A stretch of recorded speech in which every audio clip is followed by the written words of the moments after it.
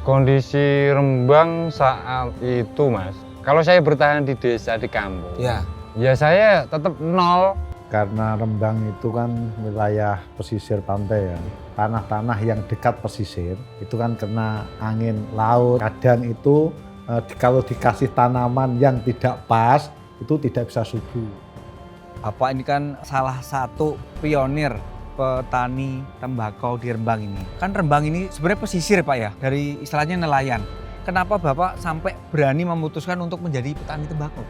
Dulunya sini yang tanam tembakau orang kurang berminat karena kurang tahu. Sampai sekarang jadi orang yang nanam tembakau itu kemitraan, yang ikut kemitraan itu semakin banyak. Ya Mas, kalau tidak berani mengambil keputusan ya kita tidak maju-maju. Oh iya, seperti ini Pak ya? Iya. Kalau ini kita nggak maju berarti kita mundur. Oh iya.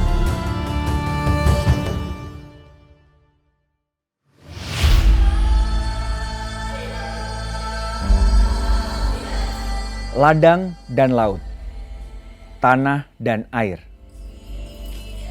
Indonesia, salah satunya selalu tentang dua hal itu. Dan Rembang jadi miniatur yang menarik. Soal hubungan tanah, air, dan manusianya. Ditambah bergeraknya para perantau yang pergi dan pulang. Di Rembang, kita akan melihat bagaimana manusia mengubah nasib mereka.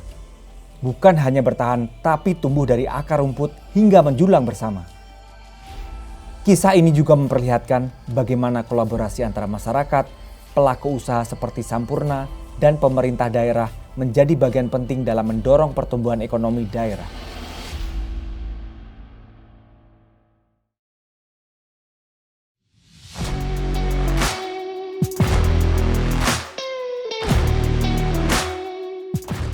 Hari ini saya di Rembang. Ada teman saya yang memilih hidup menjadi petani di kampung halamannya. Titik yang pas buat kita belajar, bukan cuma ngelihat gimana tanah menghidupi orang-orang, tapi kita juga akan nemuin para pelaku sejarah baru. Ngerekam cerita mereka yang memilih jalan hidup lewat menanam. Saya Isa, ini Rembang, selamat datang di Asumsi Distrik.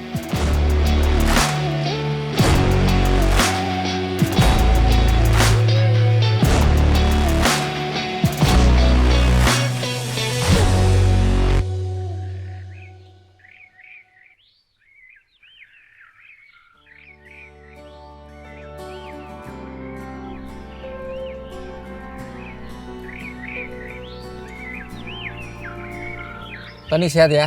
Sehat. Alhamdulillah. Pak Tony itu latar belakangnya sebelum jadi petani itu apa gitu? Saya dulunya itu merantau ke Surabaya, ya narik becak Mas. Selain jadi becak, Tukang becak mungkin ya Pak ya? Maksudnya jadi becak aja aku nanti. Iya. Tukang becak itu pindah lagi ke kuli bangunan.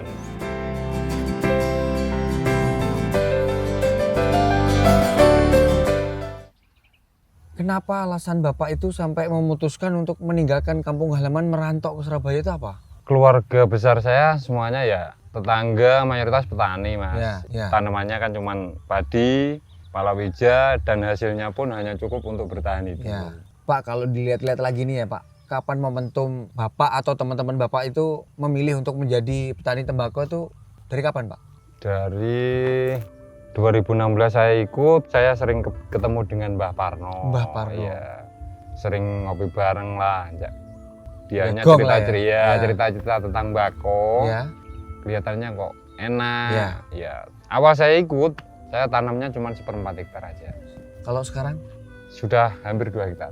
Hampir 2 hektar dulu, Iya. dari 1/4 sekarang udah jadi 2 hektar. Wah, luar biasa.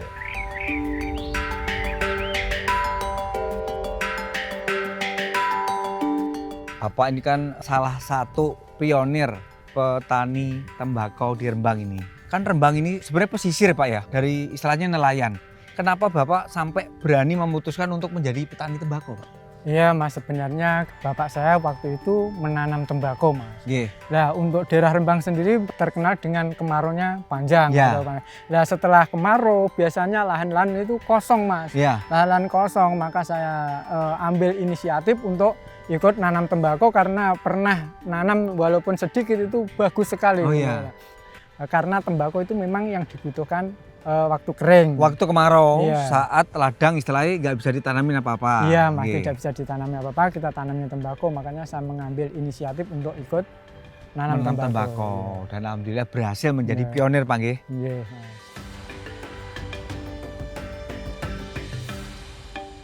Kan pertama kali Bapak memutuskan untuk menjadi petani tembakau ini, Pak.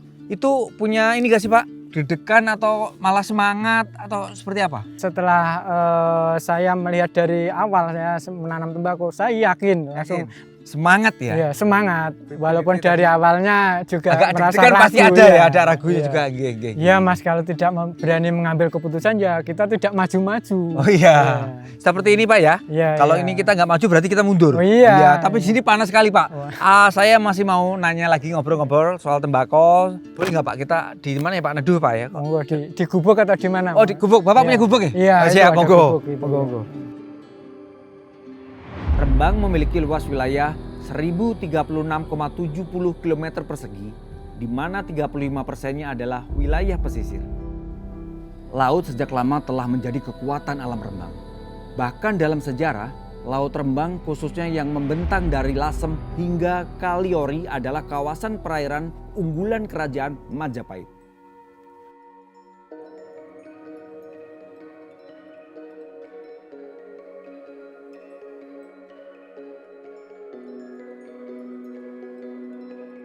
Selamat pagi, Mbak. Selamat pagi, Mas Isa. Terima kasih, Mbak, untuk waktunya saya bisa berkunjung ke sini. Jadi kan kemarin saya sempat ke Rembang ya, Mbak ya. Ya. Saya lihat tuh Rembang itu di jalur Pantura yang kebanyakan laut dan itu biasanya kan hasilnya ikan ya. Ya, betul. Nah, saya sempat juga ke daerah namanya Panowan itu ternyata banyak banget petani tembakau. Menurut Mbak, kacamata pandang Mbak sebagai dosen ini karakteristik atau ciri yang melekat orang Rembang itu seperti apa? Oh, oke. Kalau dari segi ekonomi seperti yang Mas Isa bilang tadi, memang di sepanjang Pantura itu sebagian besar juga agak tengah Rembang Ya. itu memang nelayan. Nelayan. Betul. Nah, di daerah yang agak selatan yang tadi Mas Isa sebutin di Panoan, di Ya. Kecamatan Gunem, sebagian besar memang bertani. Nah, baru kemudian yang Mas Isa sampaikan tadi ada tembakau itu sepertinya lately sih, baru-baru ini aja. Mungkin 10 tahunan atau 15 tahun terakhir.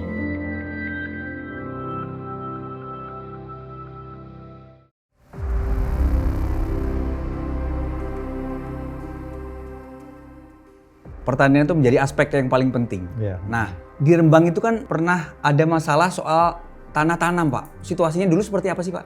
Ya situasinya dulu memang daerah Rembang itu kalau musim kemaraunya Nganggur lah istilahnya, nggak bisa. nganggur, ya kadang ya yang sudah tradisi itu hanya jagung. Ya,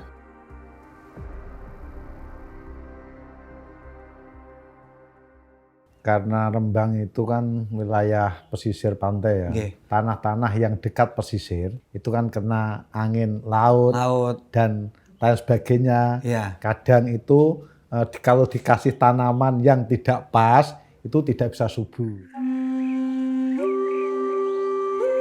Jadi sekarang kita masuk ke masalah pertanian, Pak. Zaman dulu, kala itu masalahnya seperti apa, Pak?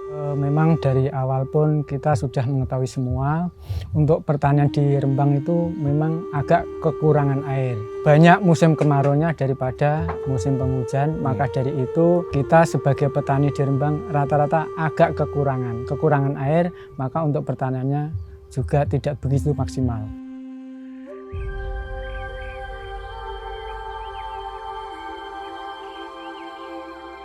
Nah, saat Bapak udah mulai menanam tembakau, itu respon masyarakat sekitar atau tetangga seperti apa, Pak? Setelah ada tembakau, kita di sisi ekonomi pun meningkat, Mas. Oh, okay. Iya, meningkat. Karena apa? Kita tidak hanya sebagai petani saja yang penghasilannya meningkat, Iya. namun dari tetangga buruh tani pun itu setiap hari bekerja. Iya. Makanya dari itu meningkatkan penghasilan rata-rata warga desa kami. Waktu sebelum ada tembakau kan kita tidak pernah menggunakan tenaga kerja dari tetangga. Iya. Tapi setelah saya tanam tembakau awal itu sudah mulai menyerap tenaga, maka tetangga untuk tahun musim berikutnya banyak berbondong-bondong yang ikut menanam.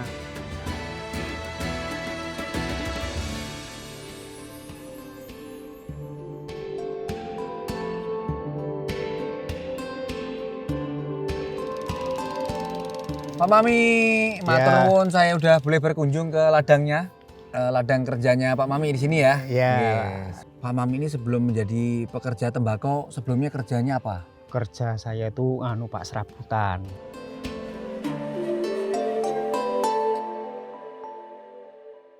Pak Mami, Ya, saya ya, Pak. tadi kan udah keliling-keliling di sini juga menemuin beberapa teman-teman yang menjadi Pekerja petani tani, ya, ya. tembakau, dan mereka tuh cerita seseorang sosok Pak Parno.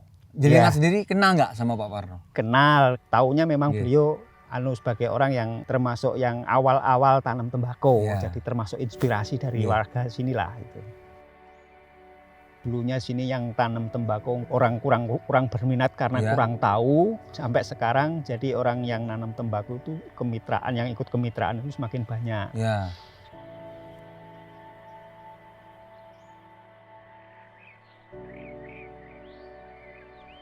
Kita tarik aspek paling dasar, Pak. Munculnya kemitraan mitra pemasok Sampurna itu Bapak bergabungnya seperti apa? Nah, waktu itu Mas, ada petugas datang ke rumah saya Nggih. minta sampel tanah. Ditanami tembakau cocok enggak? Ya. Ternyata setelah berlalunya waktu hasilnya memang katanya cocok. Kalau bentuk dari pendampingannya sendiri seperti apa, Pak? Untuk pendampingan sangat lengkap Mas. Sangat lengkap? Sangat lengkap. Mulai dari pembibitan itu sudah Pembibitan. setiap hari dipandu Mas. Terus pengolahan tanah, cara buat got, cara tanam, cara pemupukan itu pandu semua dari Semuanya, gitu? iya, dari petugasnya itu Mas. Makanya tetangga setelah lihat itu senang sekali karena ada yang membimbing. Ya. Membimbing untuk arah kita maju. Selain itu ada penyerapan hasil panen, makanya dari itu kita semangat. Kita ada modernisasi atau mesinisasi seperti kultivator itu Mas. Wah, dampaknya malah luar biasa. Oke. Setelah pakai Alat. alat kita ringan. Kita juga sering diingatkan waktu itu ada GAP atau ALP, pemakaian APD itu memang sangat Wajib ya, harus? diwajibkan, iya diwajibkan. Untuk ALP itu juga sering digembor-gemborkan sama petugas Mas, tidak boleh mempekerjakan anak, itu tidak boleh. Kan kita juga menciptakan tempat kerja yang aman, lingkungan yang bersih, itu juga dibimbing dari petugas itu. Ya, dalam arti mungkin kalau lingkungan yang bersih itu jadi yang bekas-bekas tadi pakai itu harus di-clear, Pak ya. Seperti ada plastik, ada sampah yang lain itu harus dibersihkan, Oke. tidak boleh di lingkungan seperti ini Mas. Jadi kan Bapak kan ikut kemitraan juga. Kalau manfaat buat Bapak sendiri dan teman-teman petani lain seperti apa, Pak? Yang jelas kita lebih tenang, menjualnya pasti kebeli. Ya. Yang kedua karena kita itu sebagai pekerja tembakau, jadi kita tiap hari waktu ada tembakau itu bisa kerja terus. Jadi kita pendapatannya bisalah kita pastikan. Pastikan ada ya, Pak, ada, ya? tiap Dan ada masih dapat, ada ya. tembakau ya. Pasarnya kita aman. Aman ya pasarnya, Pak. Iya. Udah pasti ya jaminan Udah udah pasti diterima ya hasilnya Iya. ya. Hasil sudah pasti diterima dengan harga yang tinggi. Ya. Terus dari kemitraan tersebut dapat ilmu banyak Mas. Ya. Di kemitraan ini ada satu aplikasi Mas Ya. yang sangat membantu petani. Ya. Di sana itu berbagai macam informasi itu ada, perkiraan cuaca, Perkiraan cuaca. terus ada kuis juga, Ya. panduan budidaya tembakau, Ya. pertanian tembakau ini kan Ya. semuanya lengkap di situ. Di situ kita bisa sharing lah sama teman-teman yang ikut kemitraan, semuanya Ya. kan ada di dalam toh. Ya. Bisa dibilang Bang. dalam satu aplikasi kita bisa belajar banyak hal. Ya. Iya.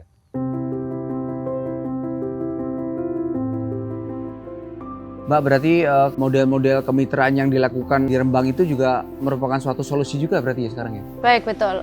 Petani itu kan memang kalau dia jalan sendiri itu memang perkembangannya nggak bisa terkatalisasi, susah berat, sehingga mungkin perlu ada satu lembaga atau satu institusi yang jadi pemantik atau pemicu Ya. gitu. Kalau kita tidak melakukan kemitraan sebetulnya ya susah, karena Susah. sebetulnya dua orang ini kan saling membutuhkan. Butuhkan ya? Petani membutuhkan partnernya, partner perusahaan ini juga membutuhkan Membutuhkan petani, petani. kayak gitu. Dan Ya. di dalam petani ini kan juga mereka saling membutuhkan dengan tetangga-tetangganya. Jadi sebetulnya ini kalau bisa kita bilang semacam ekonomi gotong royong Gotong kali royong ya. ya, berkaitan semuanya ya Mbak ya? Berkaitan Ya, semuanya, gitu. saling membutuhkan dan saling membantu. Iya. Ya.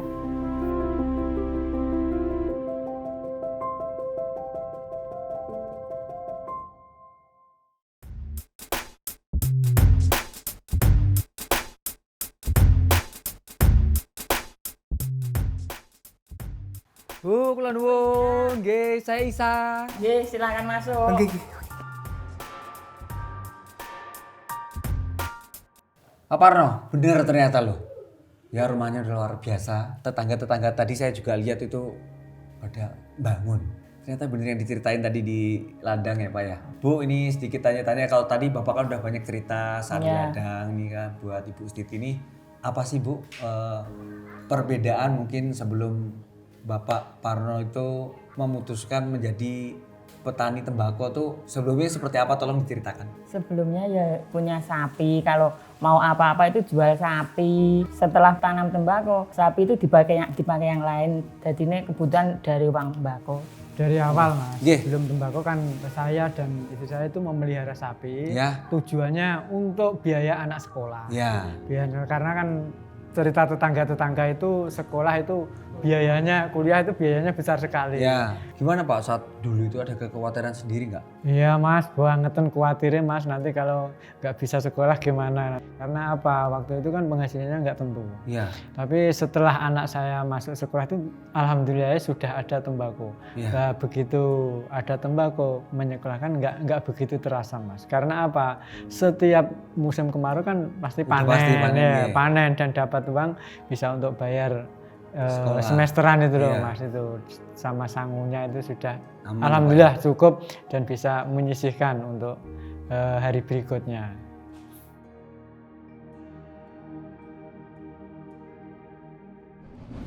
Data BPS tahun 2024 mencatat Jawa Tengah sebagai salah satu provinsi penghasil tembakau terbesar di Indonesia dengan total produksi mencapai sekitar 55.300 ton.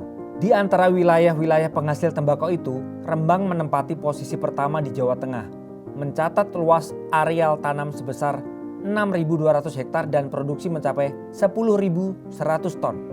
Angka ini menunjukkan lonjakan signifikan dibandingkan tahun 2010 ketika luas tanam tembakau di Rembang baru mencapai sekitar 130 hektar.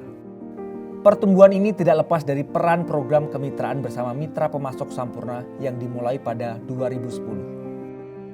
Tak heran jika Rembang bersama daerah-daerah lain di Jawa Tengah dikenal sebagai lumbung tembakau nasional.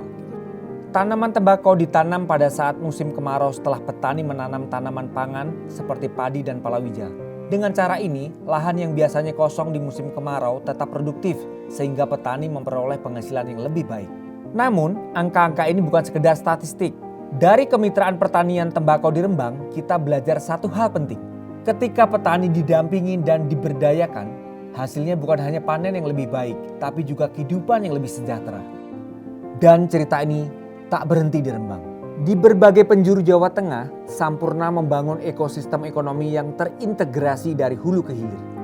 Menghubungkan petani, pekerja, hingga pelaku UMKM dalam satu rantai nilai yang saling menguatkan. Sampurna mengoperasikan satu fasilitas produksi di Tegal dan bermitra dengan 16 mitra produksi sigaret atau MPS yang dimiliki dan dikelola oleh koperasi dan pengusaha daerah. Di Jawa Tengah, Sampurna menyerap lebih dari 26.500 tenaga kerja.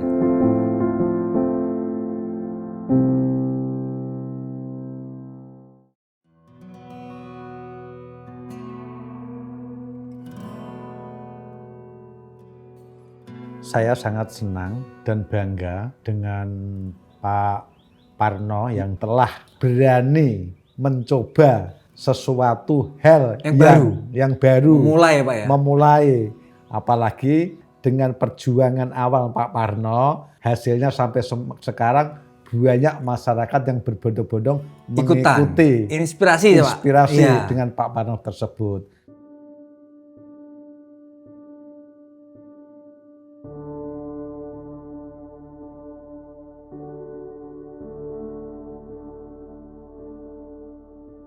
Kita bisa melihat bagaimana perkembangan komoditas tembakau itu berkembang di wilayah-wilayah seperti Rembang, ya, karena ini sebagai sesuatu hal yang baik ya untuk pengembangan komoditas tembakau yang akan datang ya.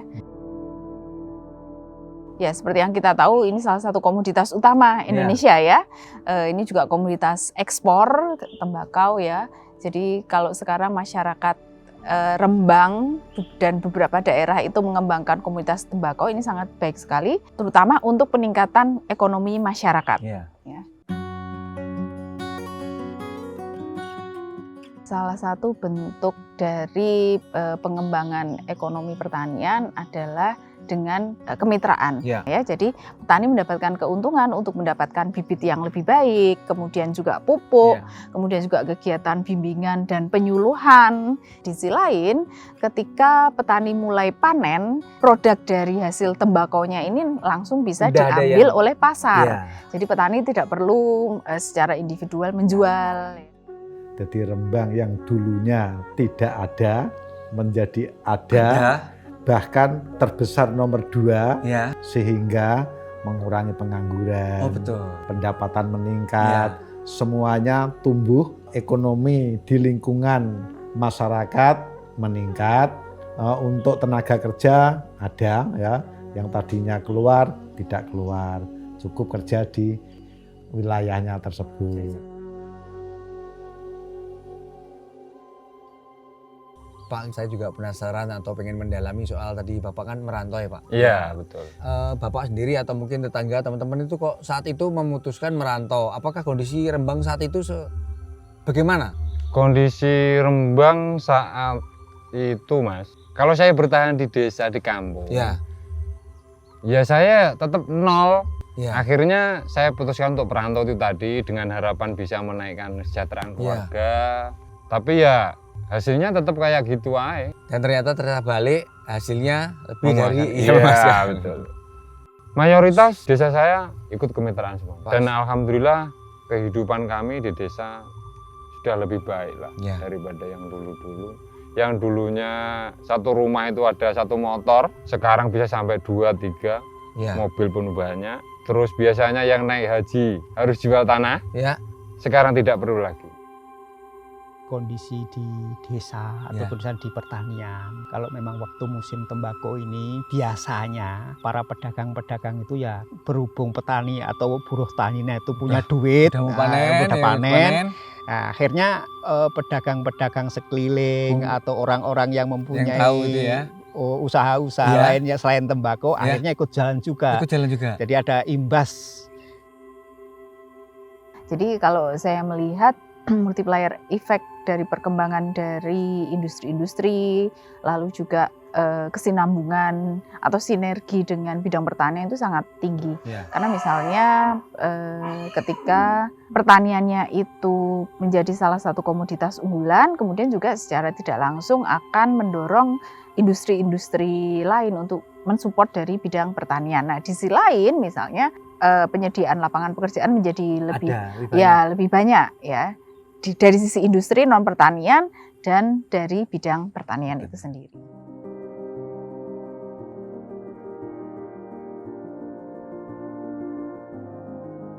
Untuk Bapak sendiri melihat peran pertanian tembakau ini untuk membangun dari desa itu seperti apa Pak? Ya, jadi peran pembangunan ekonomi dari desa ini memang sangat diperlukan. Menguatnya ekonomi dari desa, maka ini akan tumbuh ekonomi, pembangunan, dan sosial di desa tersebut. Wabil khusus tadi adalah pengangguran, sudah semua terserap dari desa, maka diperlukan bahasa sekarang itu petani milenial. Dengan pendapatan yang plus, maka yang milenial tersebut ada yang ikut serta mengembangkan ekonomi yang dari desa itu.